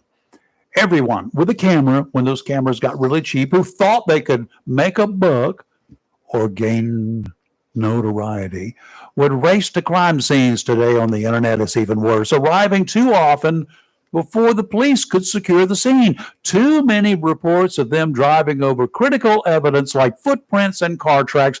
I've been the victim of that, trying to process scenes where they've driven over tire tracks, trying to find out where that car left the road. It's important to the highway patrol when they're investigating a scene. Lord of mercy. Of course, there's always the possibility, and there have been cases to verify it, that bad guys, from burglars to bank robbers to drug dealers, would listen to police traffic to make sure the coast was clear before they did their bad stuff. Police, in reality, have for years depended on their car computers and cell phones to get and give critical information these days, stuff we don't even know what we're missing. We don't know about what they're doing because they don't use their radios all the time. No. Yep, I have been through a lot of scanners in my life over the decades. There's one over there right now. There's one out there that's actually a crystal control one, a Regency from way back when. A Regency. I still have one programmable, that one, maybe 2 or 3 of them around, scanners. Right. They still work. I can listen to the marine channels, the ones that boaters use. You can listen to some of the fire dispatches around here because they still put it out on a particular frequency, a VHF channel, but they also put it out on their digital trunking systems. At one time, before cell phones went digital, I could listen to cell phone calls, baby monitors, and those old portable wireless phones that all you folks had at one time. I could dial in and tune in and listen to them. A little thug, weren't you? Yeah. Oh, the good old days are gone. Don't waste your money on one of those $600 or $800 scanners that you have to buy today. Do you the trunking systems. They will soon be dead in the water. Yep. Just like the brass thought eavesdropping would be a thing of the past with those trunking radio system. Radio Shack and Uniden bypassed that within about a year. Bearcat. I had a Bearcat. Now they're going to encrypt it. Oh, You ain't going to be able to break that code. nope. Well, I don't know. Maybe. Is it violating our rights to hide police conversations from us? No, I wouldn't think so. Yep, that's No. what some people are arguing. Chances are they're going to lose that battle. Hopefully, police agencies will make sure they protect their radios. Forget about going after guns that are stolen by other people from cops, right? Right. Forget about going after the dope in the evidence area. Go for the radios. They're going to be real valuable to bad people because they'll be able to listen in. True. Cops, don't lay your radios, your portables down when they're get to encryption. First of all, they cost you $5,000 or $6,000, not like the $150 you used to. Wouldn't you hate to be the officer having to go in there and tell your supervisor? I'd rather tell them I lost a shotgun. Oh yeah, be prepared to spend some quality time with some fine folks who will be taking care of you 24 hours a day if you steal a radio, maybe for the next 5 to 10. That's my goodness. what our future holds.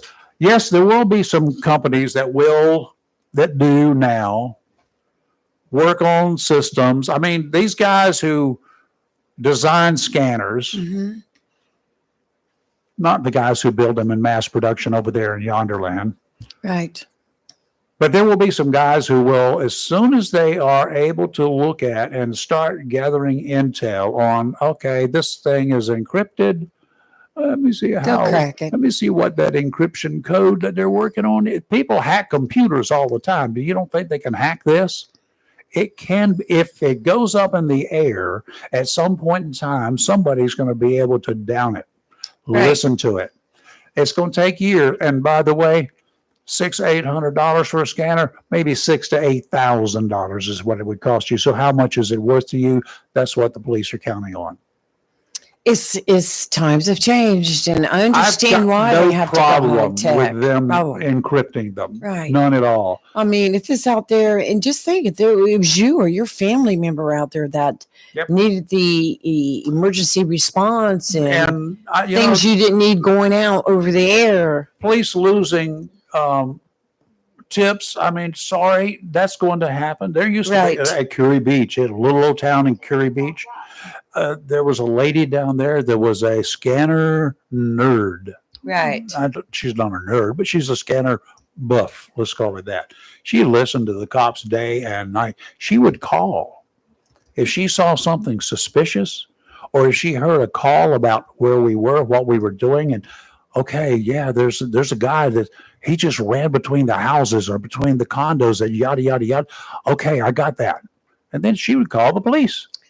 Good for her. Very good. Very good. Then you have the ones that you're running after that might have a radio, can listen and know where you're at. So, but they've pretty much been changing that. You don't tell them that. Right. There was a guy. I think he was at Curie Beach too. Anyway, I'll remember what that story was. It was funny.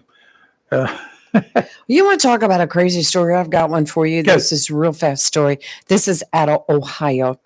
Springfield Township Police pulled over Victoria Vital, 55. I don't know her. On Monday for an active warrant and a suspended driver's license. So the woman was detained and then eventually put into the back of a patrol car. She's 55. Does she have any common sense, or did she break bad? Well, she's got something even better than that. Uh-oh. When the officer returned to the vehicle, he made an unusual discovery. A raccoon named Chewy was sitting in the front seat with a glass meth pipe in his mouth. And I have a picture of right here, with a raccoon with Chewy holding the meth pipe in his mouth. Where did Chewy come from? Where did Chewy get said pipe? From his owner. His owner being the 55-year-old female under arrest in the back seat? Yes. How did she have that? How did she? Where did she? Where would? Well, Where was she hiding this raccoon when she was put in the back Chewy seat? is a pet raccoon. I don't care. So the search prompted by the discovery of Chewy led officers to find a bulk amount of meth as well as crack cocaine and 3 used glass meth pipes. But the best part of the story is the raccoon was not injured in the incident. And they always say that. They lie. Yeah, thankfully, Chewy the raccoon was unharmed, and notification was made to the proper authorities to determine that she has the proper paperwork and documentation to be owned by A wild raccoon. Miss Victoria, who Now, is, Victoria had the police take her out of her vehicle.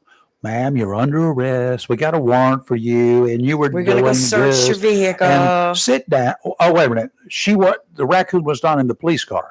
No, the raccoon. Okay. I thought for some reason she smuggled the raccoon into the police car. No, when I said when they handcuffed her and put her in the back of the patrol car, they went back to search her vehicle. I got you. And that's when they found, you can see it here. I wish I could share it. And the raccoon was smoking crack? That raccoon was sitting there on the front seat holding the meth pipe between his paws and had the meth pipe in his mouth. But it's legal to own raccoons in Ohio. I guess it's okay if you get as long as you have proper paperwork. Did she? How about cruelty to animals? Did they charge her with that? They should have. Well, I don't know. Maybe this raccoon likes getting high. I don't care. People like getting high, but it's illegal. Your kid might like getting high, but it's illegal to give him meth. I don't know. I mean, is there laws on the book about raccoons getting high? The laws on the book about cruelty to animals.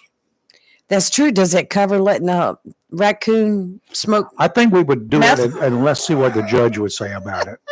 I would charge her. I would charge her for sure. Oh, she was charged with possession of drugs, 3 counts of possession of drug paraphernalia, and was cited for driving with a suspended license. I mean, how dumb are you? Oh, shit. Additional charges related to the possession of crack cocaine will be presented to the grand jury pending lab results. Okay, and I've got one more that you didn't read that she's charged with. I got that story here too, by the way. What's that?